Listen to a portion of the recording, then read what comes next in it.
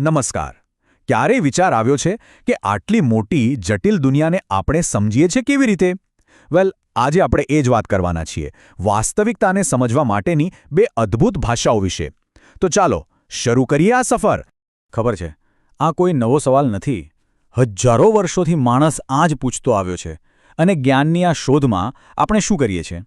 આપણે પેટર્ન શોધીએ છીએ, કડીઓ જોડીએ છીએ અને બ્રહ્માંડ કયા નિયમો પર ચાલે છે એ સમજવાની કોશિશ કરીએ છીએ. અને આ બધું કરવા માટે આપણી પાસે બે જબરદસ્ત શક્તિશાળી સાધનો છે. અને એ બે ભાષાઓ કઈ છે? ગણિત અને વિજ્ઞાન. હા, ભજે બંને અલગ અલગ લાગે, પણ સાચું કહું ને તો એ એકબીજા સાથે ખૂબ જ ઊંડાણથી જોડાયેલા છે. એક આપણને તર્કની તાકાત આપે છે તો બીજું અવલોકન કરવાની. તો ચાલો સૌથી પહેલાં ગણિતની દુનિયામાં ડોક્યું કરીએ. તો ગણિત એટલે શું? એ તર્ક અને નિયમોની દુનિયા છે. એને આપણી ભૌતિક દુનિયા સાથે સીધો સંબંધ નથી. એ તો શુદ્ધ તર્કના સિદ્ધાંતો પર ચાલે છે. અને આ એક એવી ભાષા છે જેમાં ચોકસાઈ અને નિશ્ચિતતાની પૂરી ગેરંટી હોય છે. જુઓ, ગણિતની એક ખૂબ જ સરસ વ્યાખ્યા છે. એવું નથી કે ગણિત એટલે ખાલી આંકડાઓની રમત. ના, એ તો તાર્કિક રીતે વિચારવાની એક આખી સિસ્ટમ છે. એ આપણને હકીકતોના આધારે એકદમ સાચા નિષ્કર્ષ પર પહોંચવામાં મદદ કરે છે. અને આ વાતને બેન્જામિન પિયર્સે કેટલી સરસ રીતે કહી છે. એમનું કહેવું છે કે ગણિત એ વિજ્ઞાન છે જે અનિવાર્ય નિષ્કર્ષ કાઢે છે. આનો મતલબ શું થયો? મતલબ સિમ્પલ છે. જો તમારી શરૂઆતની ધારણાઓ સાચી હોય તો ગણિત તમને જે જવાબ પર લઈ જશે એ હંમેશા સાચો જ હશે. એમાં કોઈ જો અને તોને સ્થાન જ નથી. સારું, તો ગણિતની આ તર્કની દુનિયામાંથી બહાર આવીને હવે આપણે વાસ્તવિક દુનિયામાં પાછા ફરીએ. હવે વાત કરીએ વિજ્ઞાનની. વિજ્ઞાન એટલે શું? સિમ્પલ ભાષામાં આપણી આસપાસ જે કાંઈ પણ છે, જે પ્રકૃતિ છે, એને જોવાની, એનું અવલોકન કરવાની અને એનો અભ્યાસ કરવાની એક પદ્ધતિ.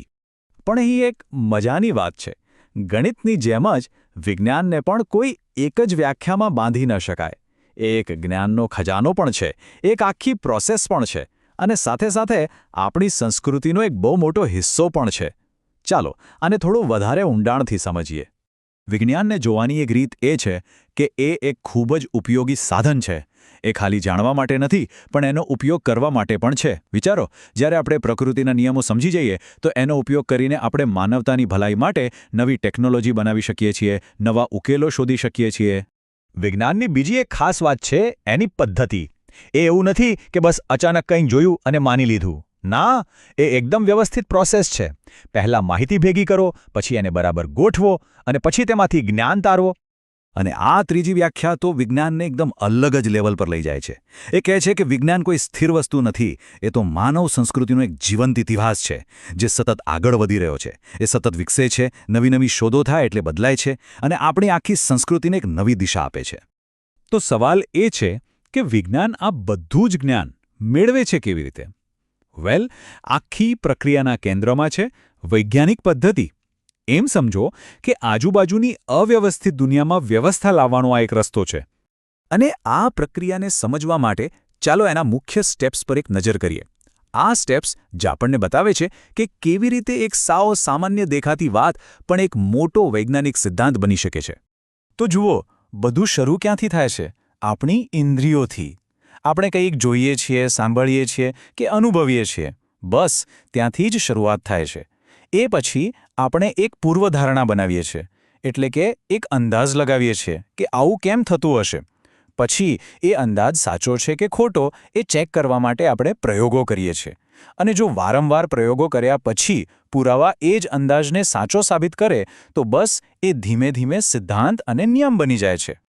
તો અત્યાર સુધી આપણે ગણિત અને વિજ્ઞાનને અલગ અલગ સમજ્યા, પણ એમની અસલી તાકાત ત્યારે જ દેખાય છે જ્યારે એ બંને સાથે મળીને કામ કરે છે.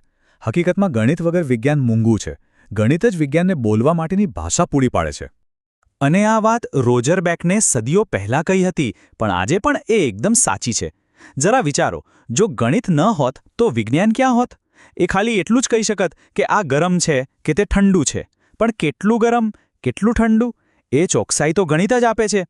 ગણિત જ વૈજ્ઞાનિકોને માપણી કરવાની, ભવિષ્યવાણી કરવાની અને પ્રકૃતિના નિયમોને સમીકરણોમાં બાંધવાની તાકાત આપે છે. તો આખી વાતનો સાર શું છે? સિમ્પલ છે. ગણિત તર્કની ભાષા છે, જે સાબિતી પર ટકેલી છે, જ્યારે વિજ્ઞાન અવલોકનો અને પુરાવાઓની ભાષા છે. એક છે શુદ્ધ તર્કની દુનિયા, તો બીજું છે વાસ્તવિકતાની કસોટી.